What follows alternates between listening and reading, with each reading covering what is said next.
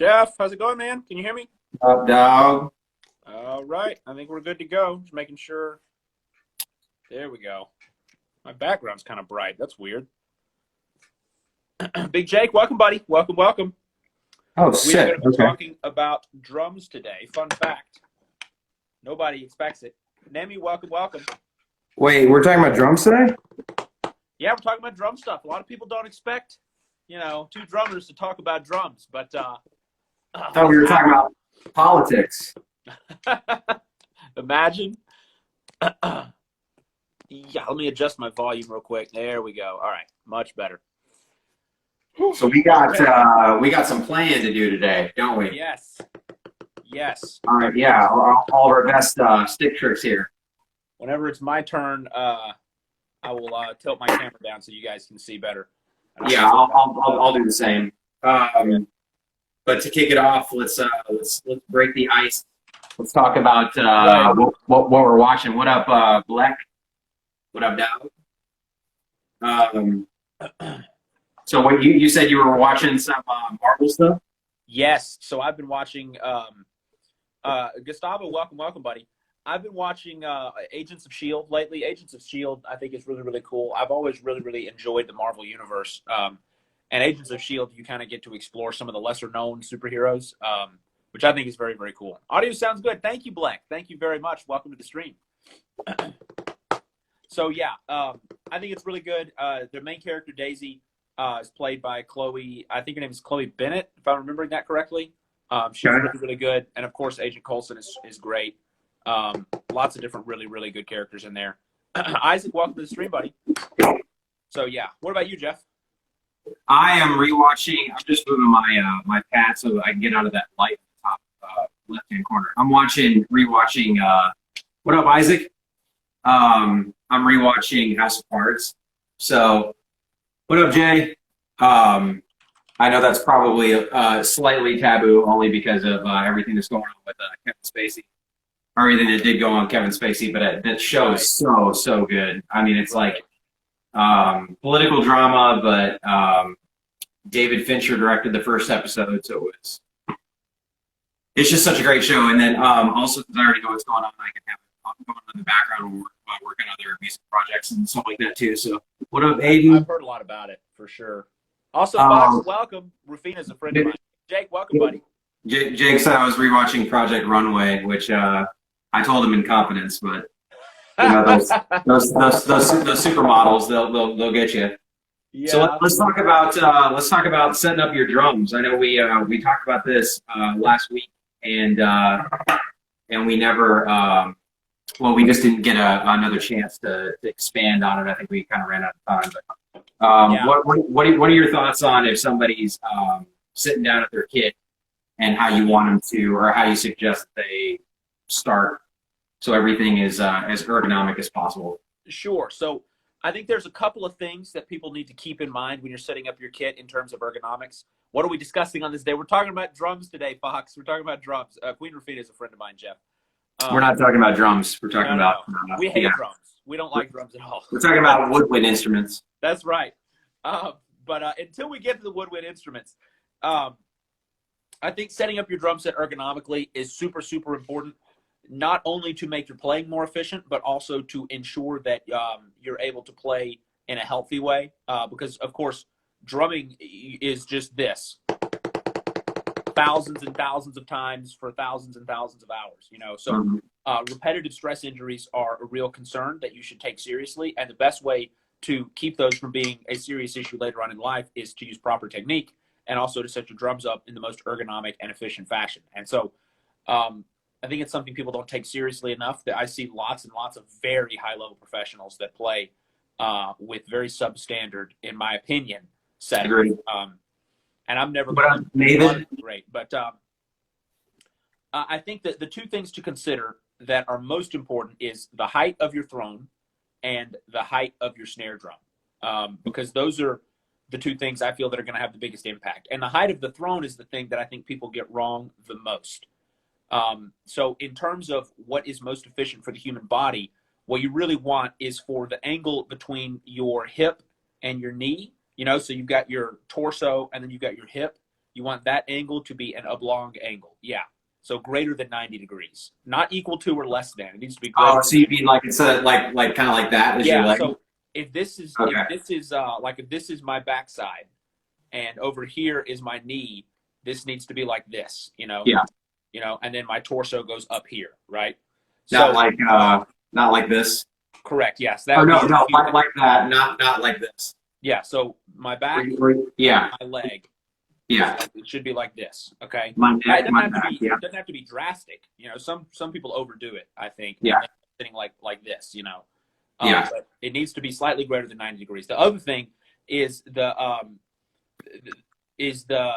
angle between your knee, so like between your thigh and your calf muscle, So like if this is my thigh and this is my my lower leg, where that's attached to my foot, this also needs to be slightly greater than 90 degrees, in order to have your foot positioned in the most ergonomic fashion to play ankle strokes and play various techniques, right? yeah. I agree. So a lot of people get that wrong. They sit too close to the drum set, so this angle is like less than 90, so their foot is like down here, right? Yeah. And so this is like this, you don't want that, because that's going to make playing anything with ankle strokes more challenging. And you also certainly always want, like I said, the back angle and the thigh angle to be greater than 90. So I agree. The biggest tips that I would give, you also want your snare drum to be high enough that when you play, the butt end of your stick doesn't contact your thighs. You probably need to raise your snare if that's happening. So Yeah, I'm guilty. Street, buddy. I'm guilty of having my snare at like an angle like this, Right. and then I slowly flattened it out. But then I realized that if you have it flat and you have it too low, you'll actually hit your leg when you're playing rim shots. So you have to have it slightly above. But I think the biggest thing that I see for ergonomics is people sitting with their hips below their knees, like you were saying. Yeah. And that just means that your throne is too low, or your kit is probably your throne is too low. That's the only way you could position yourself that way. That's But you right. lose all the downward and forward momentum of any slide technique. Any footwork you do is going to put unnecessary pressure on your back. Yeah. I also see flat cymbals or cymbals angled away from people, and also really flat drums. Like Travis Barker has really flat toms. Chris Coleman does too, but he doesn't apply. Neither does Travis. They're too fucking good. But if you're playing with a setup that's like perfectly flat, and you want the visual to be a certain way, you're wrong. I mean, you are. I mean, it's just like that's just my opinion. I think there's one-offs, like pros. Some pros can get away with it. But here's the thing: if that's how you naturally play, then set it up all day. But if you're trying to make your kit look like somebody else's kit, like there's a picture that was floating around on Drummer Forum that was like, sit with your back perfectly straight, your snare perfectly level, all these things. Your bass drum should be dead center and everything. Your bass drum should be at an angle. Your bass drum should it should be like a V, like your bass drum foot and your hi-hat foot. It should never be. They should never be parallel. But there's some people who say parallel. It should be in a V, because that's how your feet are normally gonna sit on. So that's the biggest thing. I'm trying to make it look like somebody else. What's that? I said sit with your chest facing the audience and just put the drum and the hi-hat pedal where your feet naturally go. It will be a V. Exactly. Yeah. And if you look at like a lot of drummers like Matt Garcia and some other players, they'll actually set up with the logo of their bass drum facing out, and then their body will be like this.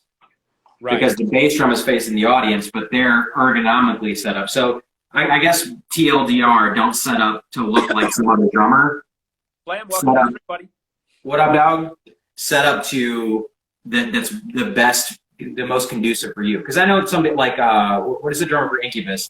Joey Pasillas or something like that. I know who you're talking about. Joey. He sits ultra low. I mean, all of this. If you look at his setup, I mean, he's got a shorty snare saying everything is really low. And he's toured. He's played with Incubus for decades. So I mean, that works for you. It works for you. I'm just saying it's probably a one-off. That's going to be the best possible position for you. Like you should really focus on like comfortability versus like when I'm looking at the kit and I don't like the way that like it looks.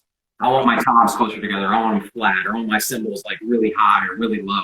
It's like you got to. And also, I think you recently did this as well. I'm not sure if it was you or a different drummer, but don't be afraid to blow your setup up and just redo it. Yeah. Like every 6 months or so, just blow it up. I adjust mine all the time. I'm always just putting. I'm constantly adjusting. Yeah. Yeah. Not only as you get better, you'll find different ways to position parts of What your up, kit, Josh? in efficient ways, but not only that, also just taking a drum and putting it in a different spot on your kit Oh can yeah, completely change the way you approach grooves and stuff, and not necessarily make you better, but make you different. And that difference can sometimes inspire, different amounts of creativity and unique grooves and all kinds of different stuff. So it's a do you very have a floor tom on your left? I used to have a gong drum on my left, so it was really just a kick drum Okay. that I converted into a floor tom with some tom legs. I don't have space for it anymore because of my streaming equipment. What up, But Tom? when that new drum set comes in, that new DW kit, I'm going to have specifically a gong drum, which I'm super. Those of you that aren't familiar, a gong drum is like, picture a bass drum, but it's literally just a rim, and it's like not super deep, and it's just going to be like really deep low tones. And so, like if I'm playing stuff with my feet with my hi hats, I can still get a kick drum sound with my left hand and a snare drum sound with my right hand. So I can play Sorry. hats with the feet, kick drum sound with the left hand, snare sound with the right hand. It'll be really, really cool. Very cool. Very I'm cool. excited for that. When is that? What up, Hygiene? I don't know how to pronounce that. Everybody. When is that kit supposed to come in? Well, I placed the order at the very beginning of August, and they told me 15 to 20 weeks from then. So I'm expecting it around the beginning of November, Okay. Which makes me sad. That's a long time, but and I'm super ready for it. But It's not that far away, and it could come earlier. You know, if it comes earlier, then you're surprised. and it's not unreasonable because it's so custom. They literally don't even cut the wood off the tree until you tell them what kind of wood and what grain orientation you want. So it's completely made from scratch. So That that's why it sounds takes so long. fantastic. My free floater, the shell finally came to the guy. So that'll be a 8x14 free floating copper. Oh, And, nice. Hopefully I'll have it in the next week or two. He said 6 weeks. It's been about 6 weeks, so he's only a little bit behind. Right. But it's going to be real sexy, man. I think I don't know where I'm at. I think he's got maybe a couple other people to finish up, but I'm going to check in with him. It's like so hard not to check in and get like a status update, like, hey, where are we at? Like you just get anxious. All right, well let's do some playing. I think we had playing for the rest of the time, right? I think we're doing good. Direct from DW. I'm actually getting it through one of my sales rep at Sweetwater is a friend of mine, Heinhart. So I ordered it through him, but he's getting me a slight discount, not a lot, like $100, which sounds like Is that a shameless plug? Do I? Absolutely. This podcast is brought to you by Sweetwater. Sweetwater.com. Use the code NickJeff to take an extra 20% off any purchase. That's right, man. Yes. We're No. also Just sponsored kidding. by Mountain Dew, boys. Yes, Mountain Dew, It's in the game. the fresh maker. That's Mountain Mentos. Dew. Yeah. Eat fresh. Yes. Fresh. Fifth meal. Oh, that's Taco Bell. Yeah. No, Mountain Dew. Stay frosty. Yeah, that's it. Yeah, that's it. Yeah, that's not a beer jingle at all. All right. I think so. Yeah. What up, Jime RZ? All right. What you got for us? 'Cause I'm gonna play along with you. Well, not along, but I'm gonna. So let me take off. Let me tilt down a little bit so you guys can see my beautiful, fancy, schmancy, banana po fancy practice pad. If I can get it. Let's get that crotch shot, Nick. Oh yeah. Won't tilt down low enough. There we go. Okay. So this is my practice pad, ladies and gentlemen. This is a Johnny Rab signature. I like it a lot because it has a rim, and that makes it a little bit more accurate in terms of simulating what a real drum is like playing on. I also like it because I can put this on it, which deadens the rebound and makes the rebound a little more realistic. So what up, Kenyon? I didn't know that, man. You never pulled that out before. Oh yeah. It's I like this a lot. But yeah, so this, if I have the little blue pad on top, it's much more of a realistic amount of rebound compared to like an actual snare. Whereas if I take this off, it's a lot. Like this is an unrealistic amount of rebound. There's no drummer assembly you'll ever get this much rebound from. But it can still be good to practice with that much rebound because learning how to like control that kind of rebound is very, very valuable. Also, the fact that it has the rim lets you practice rim shots on the practice pad and also the freehand technique. Nice. So that I wanted to talk about, you were mentioning inverted rudiments. And so guys, yes. For those of you that don't know what a rudiment is, the word rudiment basically just means basic foundation of a particular discipline. And within the discipline of drum playing, the rudiments are small, basic patterns that are used to make up more complicated patterns that are then used on the drum set. Okay, so think of the rudiments as like the alphabet almost of the actual drumming universe. So there's a lot of different rudiments. Some will tell you there's 26. Some will tell you there's 40. That's a matter of debate. There's also different versions of each rudiment. And one of the ways that you can kind of change how a rudiment sounds is by doing what's called inverting the rudiment. So an inverted rudiment would be taking a rudiment and then playing it with the sticking backwards. Okay, so if the sticking is right, right, left, left, okay, then an inverted version of that would be left, left, right, right, right? So that's what we were going to talk about today, is inverting some of these rudiments. And the rudiment I had in mind was a paradiddle diddle, okay? The paradiddle diddle is a rudiment that's played literally all the time because it's easy to play, and because it repeats after 6 strokes, it has a kind of a triplet feel to it, right? So that makes it sound good in a lot of different scenarios, the triplet feel. And so a lot of drummers have taken the paradiddle diddle and inverted it and then used it as kind of their signature lick. And that would sound like this. So I can use this as pretend like this is a hi-hat. So if I'm playing a groove, there's the paradiddle diddle.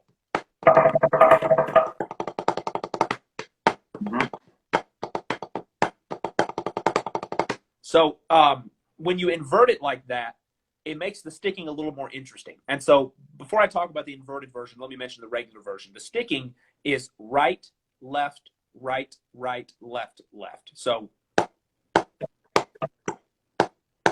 just like that, okay? So slowly and repeated, it would be this. And played flat, which means with no accents.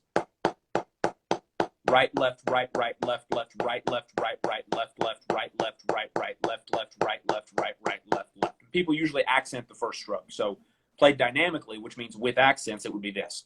Right, left, right, right, left, left, right, left, right, right, left, left, right, left, right, right, left, left. So when you invert it, you're just doing the sticking backwards. So it would be, excuse me, the way that that's most often played and the way that I've played it the most would be like this. Right, God, I've never even worked out this in my head before.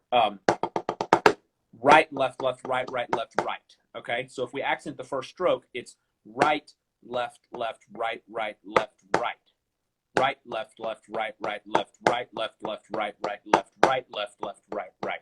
And the reason why people like playing the inverted version more than the regular version is the 2 singles in that pattern occur on the and of 4, or like on the last 16th note before the repeat, and then of course on the downbeat. So you've got and 1 and 1. So 1 and 2 and 3. Ba, ba, ba, ba, ba, ba, ba. Okay, and so that kind of accent right before the downbeat with the left hand gives it almost a almost kind of a leading tone or an anticipatory fashion that makes it feel really, really, really good to listen to if you play it cleanly at fast tempos. And at a fast tempo, it would sound like this. 2, 3, 4.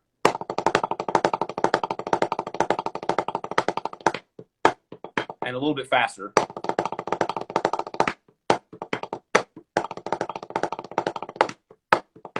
Real quick question. What's up? Real quick question. If a paradiddle diddle is right, left, right, right, left, left. Yeah. Are we doing inverts like you just played backwards? Would it just be left, left, right, right, left, right? Yeah. So are you playing? Are we saying like the multiple variations of inverts? It's the multiple variation thing. Yeah. Got it. It's Okay, not that makes sense. inverted because I'm still starting with the right. If you wanted it legitimately like completely inverted, it would be a little bit different. But then you have to lead with the left hand, which is still valuable and you should practice. But it's not something that I play a ton, if that makes sense. Okay. So you're essentially playing like so it's an inverted paradiddle that's orchestrated like a 6-stroke roll. Yeah. It's an inverted paradiddle diddle that I'm leading with the right hand. Okay. So Gotcha. Imagine the sticking is inverted, but then you lead with the right hand as well. So now the sticking is inverted and then flipped around. So it's when you try to define it like that, it gets confusing. But when you just play the sticking, it's actually not. It's just right, left, left, right, right, left, right. Is all that it is. Yeah. So you could actually play. You could alternate them.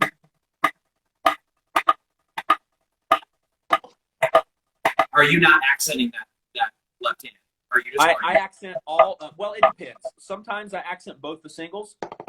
Sometimes I accent only the downbeat. So like I might play four versions with just the downbeat and 4 versions with both accented. Or excuse me. All right.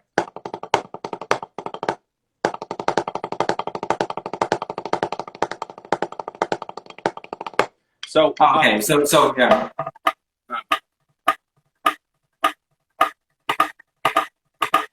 Something like that. Yeah. And it's Okay. tons of applications. It works in all kinds of scenarios, and it works in all kinds of beats. All over the place in all different genres. So like you're in 4/4, it works. In 6/8, it works. In Latin music, it works. In jazz music, it works. It's done all over the place. So like if I was playing a 6/8 groove, 1 and a 2 and a 3 and a 4 and a 2 and a. So it can just be applied in so many different scenarios. Now the downside of it is that it's kind of been overused. So many drummers do it all the time that it's been a little bit overdone. Yeah. So I'm always looking for ways to try to make it more unique. So at the moment, I've kind of added an additional 3 strokes at the end of it. So I've got right, left, left, right, right, left, right, left, left. So I'm adding 3 extra strokes. I'm adding an additional right, left, left. So, which turns it into a group of 9. But that's something that I've never seen other people do. And so you put a little right, left, left on it? Yeah. Like that? That's right. Okay. And so I like that because it's kind of my own thing. I've never seen someone else do that. I'm not saying no one else has ever done it. It's not as commonly done as the regular, inverted paradiddle. Yeah. And actually that's a good point too. You can add on a couple notes and it changes it drastically, or you can orchestrate it fill differently. If you're like, I'm gonna play it right, left, right, right, left, left.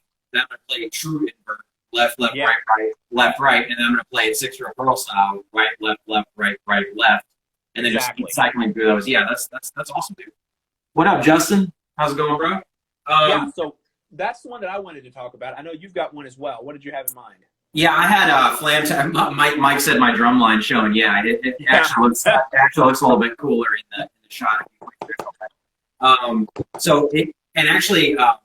going to switch it up and talk about Hertz real quick. So Hertz is just if you think of the song "Bleed" by Meshuggah, that's pretty much Hertz TM trademark. So yeah. Or my left hand sucks. Right, so like that. So in inverted, if a Herta is right, left, left,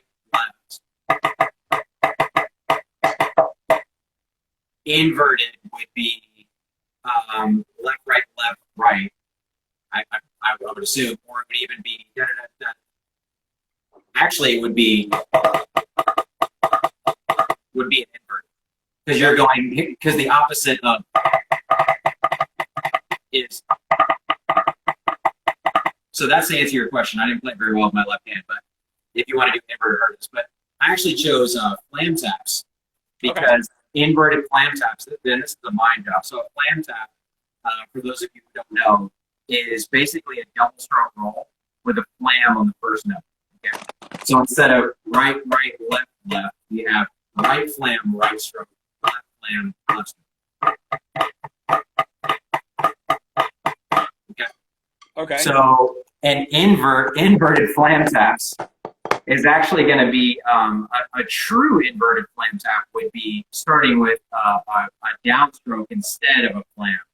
So if you go, if it's it would be right. 1 and 2 and 1 and 2 and right. So the flams are on the upbeats. Yes, but here's what's crazy on the actual inverted rudiments. You're actually going to play the flam as, and this is where inverted flams are my job. But okay, so flam essentially is an accented note. For those of you who don't know, you probably do if you're watching this, but is an accented note and a grace note. So you're going to talk about inverted flams now. A right hand flam is a left hand grace note with a right hand accent. Yeah. Left hand flam is a left hand accent with a right brace them. Okay? So inverted flam taps is actually going to be a right flam, Yeah. and instead of playing a right hand, you're going to play a left hand. So it's going to be right flam, left hand, left flam, right hand. So if you have access to sticks and a pad right now, you've never played inverted flam taps, go get your pad, get your sticks. If you don't have a pad or sticks, play on your legs or something like that. I swear to God, explaining this sounds super easy. Actually playing it is hard as fuck. Okay? So what up, Abby? What up, Kels? So a regular flam tap, real slow. Okay, inverted flam taps. It doesn't really sound that different right now, but if you play, because I can play flam taps, I can play those all day. But playing inverts, that's about as fast as I do it. Yeah, it's hard. And let me. I want to talk about something like that real quick. The reason why it's so difficult is let's play a flam tap. Like Jeff, play the flam tap again, and move your left hand and just play it in the air so that you can only hear your right hand. Right, and now do the inverted one the same way. Yeah. So the reason why, for those of you that are listening, and Jeff already knows this, but for those of you that are listening, the reason why the inverted version is so hard is that you're playing soft, loud. Hold on. What up, kid? What up, Andy? You're playing soft, loud. Okay, so you've got a very fast, quiet note followed by a very loud note, and that's hard. You have to really whip out that stroke. Whereas on the regular version, you've got loud followed by two quiets, which is much easier.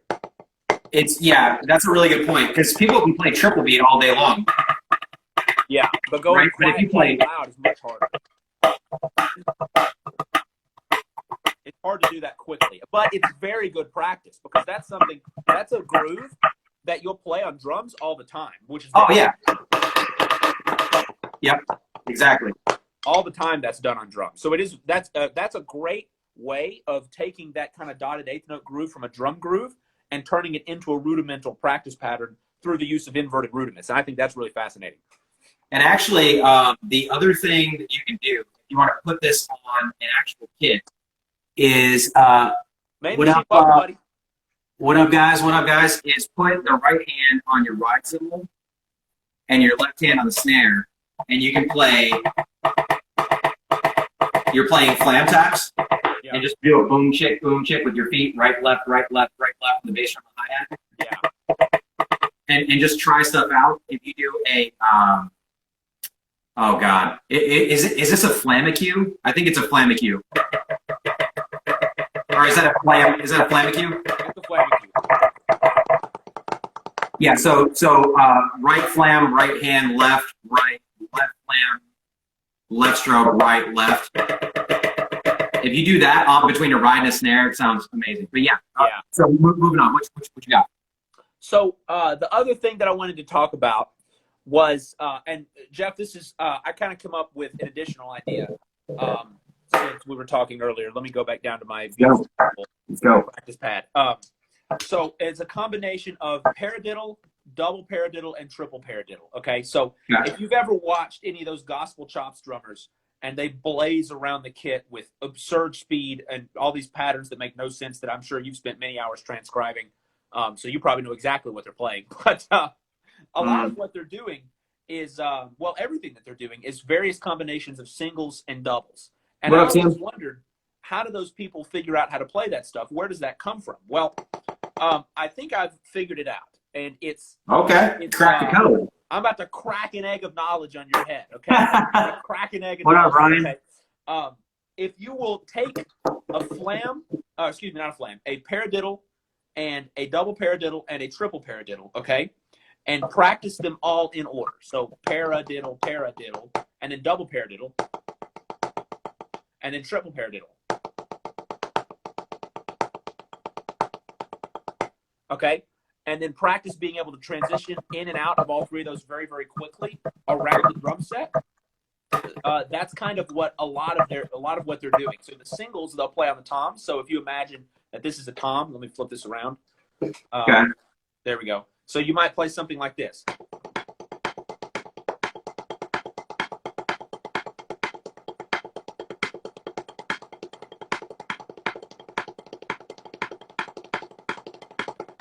And so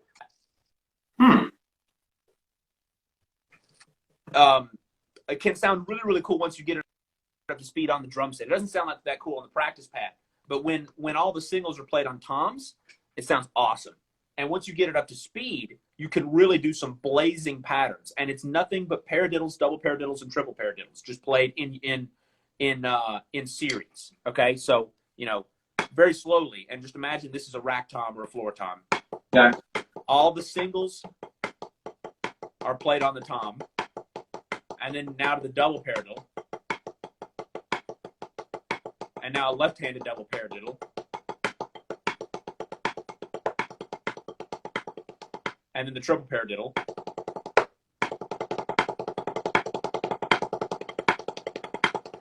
and then back to the regular paradiddle.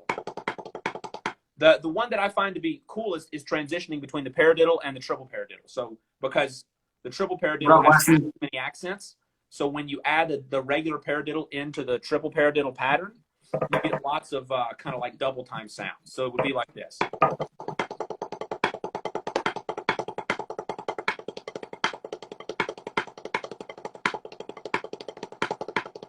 And I think that's really, really, really cool. It's not super cool on a pad, but when you get that, no, it sounds dope. You throw on like a backing track, and you just blaze that on top of the backing track with the toms all over the place. Maybe 4 on the floor with the kick or something just to keep your feet going. It's very cool. Very, very It's actually cool. What you're doing technically isn't triple paradiddle, but it still sounds awesome. It's a paradiddle with a double stroke with a 5-stroke at the end of it. Yeah, but that is naturally engineered to change hands. Exactly. Which is super cool. And it also lends to like crossovers because you always know where your hands are going to be. You always know where the accents are going to be. Exactly. Yeah. So you're going from, when it's the right hand's time to lead, you go in a floor tom. When it's the left hand's time to lead, you go in a rack tom. Yep. So and then switch it up, because that's actually a cool drum solo. If you have the same sounds, but then you did crossovers instead. Yeah. Exactly. You still have the pattern, but it's really not. It looks cool. It's kind of like doing. The bonzo fill, but you're crossing over like you did in your other video. You're going over and under. It seems really difficult, but it's really not. But it looks pretty flashy. Yeah. And speaking of paradiddles, we have hello, welcome. The flam paradiddle. So the inverted flam paradiddle is what I wanted to go over. So a flam paradiddle is, you guessed it, a paradiddle with flam at the beginning. So right flam, left, right, left flam, right, left. And that's actually, going back to what you were saying, pull the left hand away. It's actually cool because the rhythm is. Yeah. So if you practice that, then you should be able to play that. But anyway, in invert, so we have a right flam, left, right. So inverted is going to be starting with the opposite hand, starting with left, right, and then a left flam. So a flam paradiddle becomes this. Okay. Right. Which is interesting because if you play it for long enough, it starts to sound like a regular paradiddle because it's just a paradiddle moved slightly.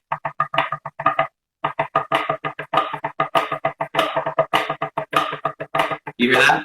2, 3, 4. Now I'm back to a regular rudiment. So that's what's really cool is that if you play and back to your point earlier, when you're playing stuff and you're trying to figure out like fills and you're trying to figure out stuff that sounds cool, orchestrations and stuff like that.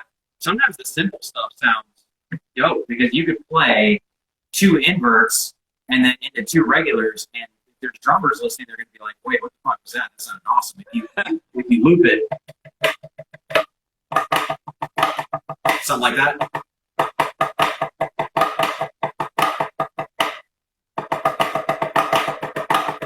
Like that. And if you're playing, let's say you were just splitting the hands and you're just playing that on the ride cymbal. I wish I had that right now because one of the hands is going to be going,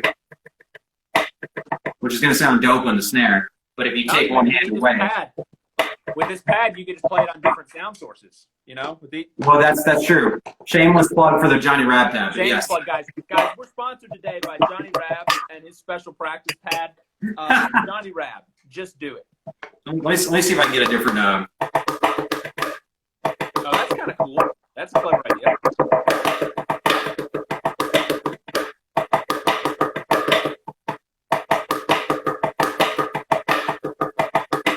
See, it's harder when you have two surfaces. Yeah, for sure.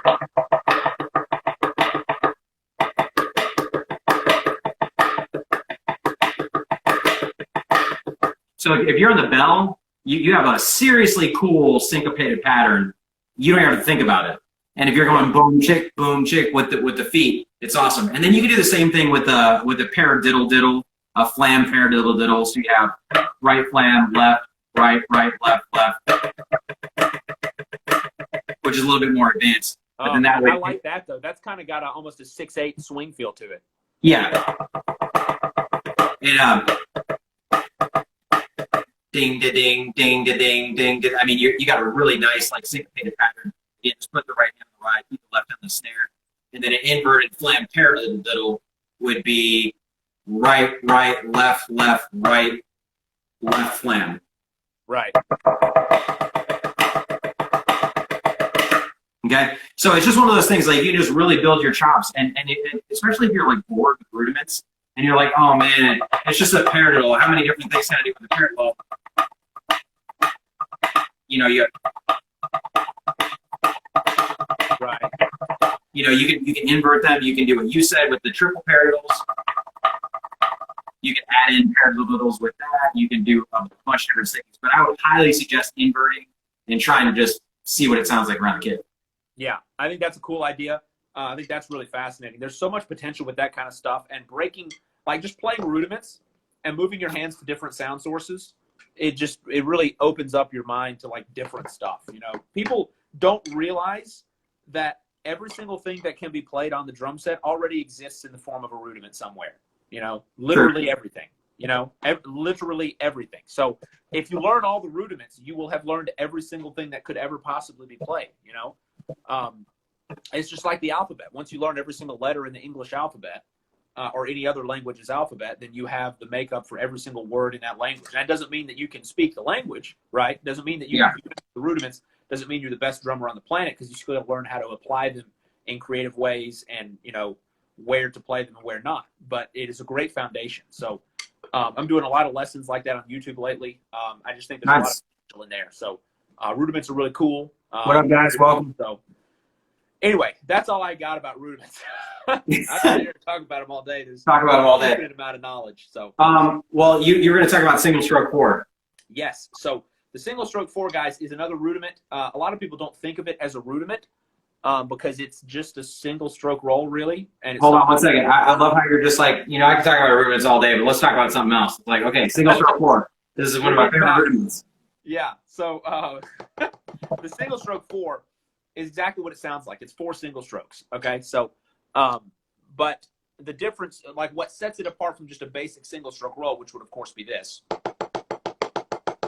is the note value. Okay. So instead of playing this 1 and 2 and 3 and 4 and you play this. So like a gallop almost, like if you think of how a horse sounds when it runs, you know? Yeah. It's like that.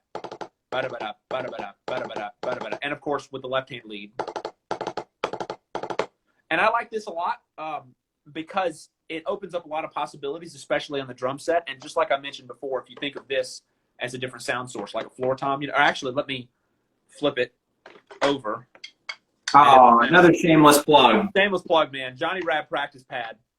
That is okay. That's pretty sick. Yeah, you can do the same thing with this one too. Oh, you can just make it a wood sound. Yeah, yeah. So now I've got like a blocky sound and I've got like a wooden sound. So if you could think of this as like a floor tom, you could play 1, 2, 3, 4, kick, kick, 1, 2, 3, 4, kick, kick, and you can kind of sweep between the two and go with right hand lead, left hand lead, right hand lead. So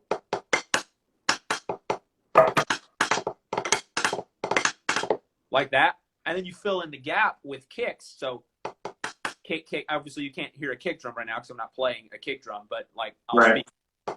Kick, kick, kick, kick, kick, kick. Dennis Chambers does that a lot and is known for being great at it. It's really hard when you get up to speed, getting the left hand single stroke 4 to be clean is pretty tough, actually. Like, especially since it starts with the floor tom, and the floor tom has different amounts of rebound than the snare. Getting it to be clean enough to sound good at high tempos, I've found to be really, really challenging. But I think it's a really, really cool lick. And it's always important, guys. I say this in all of my lessons. Anytime you play something with a right-hand lead, always practice it with the left-hand lead, without exception. So don't just only practice right, left, right, left, right, left, right, left, right, left, right, left. What up, Terry? Also practice left, right, left, right, left, right, left, right. And then alternate right, left, right, left, left, right, left, right. And actually, the way that you did it not only sounds cooler, but it's also more ergonomic. For sure, yeah. Instead of just going da da da da da da da da, because you're overworking your right hand. Da da da da da da da. And actually, I'm really glad you said this earlier. The rhythm of the hands, like taking one hand away. For me, the best thing to focus on for the single stroke 4 is the upbeat.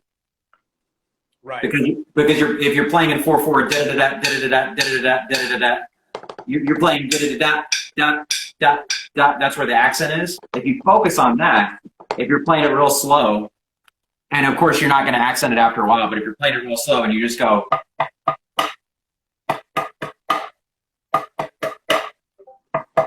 and then you kind of take it away, it kind of becomes more subtle. I don't know. For me, that's like an easier way of tracking it to make sure it's like quantized versus just playing. Because after a while, it might sound like, it might start kind of jumbled. So, and then you'll naturally open it up. But a lot of rhythmists are that way too. If you start them slow, like especially flam rhythmists, you gotta let them breathe in the beginning, and then everything becomes tighter and tighter. But yeah, that's a sick one, and that's all over metal, dude. Metal drummers all over the place. Abuse the shit out of that single throat. It's done a lot. Like four with the hands, 2 with the feet. Mike Portnoy's done it to death. Lots of drummers have. I've done it. Oh my gosh. Yeah, any and every metal drummer. So it's easy to play and it sounds cool, Yeah, and there's infinite applications. I mean, I'm always doing either 4 against 2 or 2 against 2, like for double bass fills or whatever. Right. Mine was as far as just licks, and this is a less of an application of the drum set, but I mean you can still do it if you want to. Is practicing with the hands in unison. I know we do a lot of rudiments are rhythm of the hands. Each hand's doing something different, but really focusing on exercises with double stops is good. Like if you go back to the drumline days, obviously you have double beat, which is really good to practice in the feet, by the way. But if you double stop it, you get this overtone with the sticks. It's kind of like each stick is reverberating. There's a pitch going through. Yeah. And then the 2 pitches are different, and when you hear them at the exact same time, it actually gives you like this interesting sound. And if you're focusing on that, then you don't want it to sound like. Yeah, you don't want flams. You want unisons. Right. So, but you can also do that with accented exercises too. If you just want to play regular accent exercise. Oh man, I've done that exercise. Or even triple beat. It's a really good way of making sure the hands are like in time. Or if you take like a flam exercise, like the flam.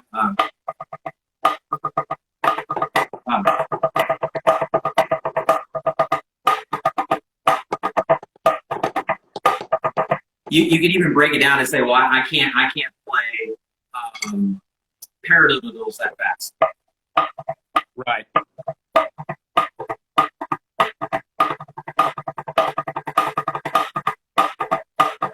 That was sounding good. And then you'll get into kind of a groove because your right hand is literally playing this. Yeah. Over and over again. But then you're making sure, like, if you want to clean something, the best way is to incorporate the left hand. Because I feel like if I could go back, I would work my left hand like crazy because it's still weak sauce. But yeah. So any kind of double stop. And then the other exercise, real quick, was single. Again, drum line, like check, check, single, single. So.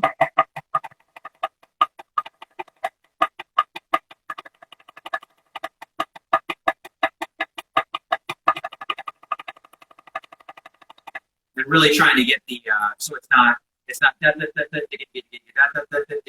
you kind of keep it the same height.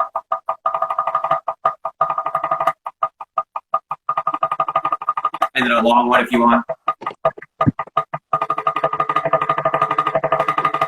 But you're kind of, if you're working a lot of double stop eights, Right.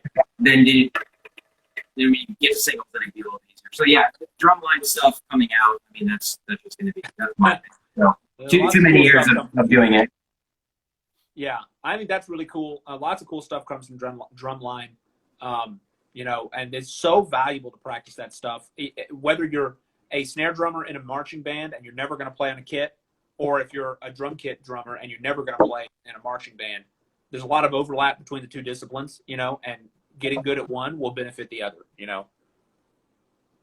So I would strongly recommend everybody practice that stuff. Very, very valuable. And in fact, I'm going to do that tonight when we're done with our lesson. Are you going to do some drumline stuff? Well, no, just pad practice. I do pad practice every night before I go to sleep for about 20 minutes. Oh, nice. Yeah, I'm gonna have to check. How much does that Johnny Rap pad run you? God, dude, I think I paid $60 for it about 2 Really? years ago. This one, I mean, but okay, that's not bad at all, actually. I mean, I've had this pad. What up, Fran? I've had this pad for years and years. So. Is there any other components you haven't gone over with it? Because I never knew that those parts popped out. Any other what? What'd you say? I never knew those parts popped out. Yeah. And then you can, of course, also flip it over to get a final different sound, but that's true for like most drum pads, Oh, it's got the little cushion or whatever at the bottom. Yeah. So it's got like the main surface, and then you put this on to get like a deadened, very little rebound surface, and then like that in between. Yeah. Okay, got it. I like it a lot. Cool, man. I'll never use another practice pad. It's the presence of the rim that's a game changer for me, because even if you don't want to do the freehand technique, and for those of you that don't know, the freehand technique is using the rim to play with one hand. And of course, you have to have a rim to do that properly. But even without that, practicing on a practice pad that has a rim is just really, really, really beneficial. Because it's more like a real drum, yeah. It's more like a real drum. And you can practice rim shots. A lot of people don't realize being able to consistently hit a rim shot every single time is actually really hard.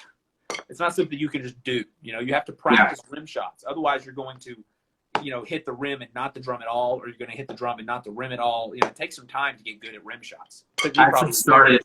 I started on a practice pad kit, and it put me way behind because the intricacies of the pedal, like the hi-hat pedal, and responsiveness of cymbals, and the fact that I'm not playing anything with rims, I can just play whatever surface whenever I want, however I want. Definitely, you should play stuff with rims for sure. Yeah. All right, good stuff, man. Yeah. Well, I think we're out of time for tonight, but that's a lot of good information. Hope you guys enjoyed it. Is there anything else you wanted to talk about, Jeff? Good, Next man. week, I'm going to talk about this super fancy grip switch. You're in traditional, and now I'm in matched. How did he do it, guys? How did he do it? But can you do traditional stick tricks though? I don't actually play traditional at all, so probably not. You'll have to actually teach me I'll have to learn that from you. Like when I actually do. Super handy. Now, like I said, I don't play traditional grip. I'm not good at traditional grip. I can only play matched. But I did watch a JoJo Mayer video once, and that video, it teaches you how to do that grip switch. Let's talk about stick tricks next week, because actually I've been working on the forward flip, and then there's the backwards flip. Right. Where it kind of looks a little cooler when you can have a little bit like a half flip. You got exchange. You got a couple of cool things we can go over next week for sure. Yeah, and then some stick drops are gonna happen. That was calculated. That was intentional. So. All right, guys. Well, hey, thanks for tuning in. Anyway, thanks you guys for watching. We'll be live again next Tuesday at 8 p.m. U.S. Central Time. So hope you guys enjoyed it. We certainly enjoyed it, and we'll catch you in the next stream, guys. Have a good one.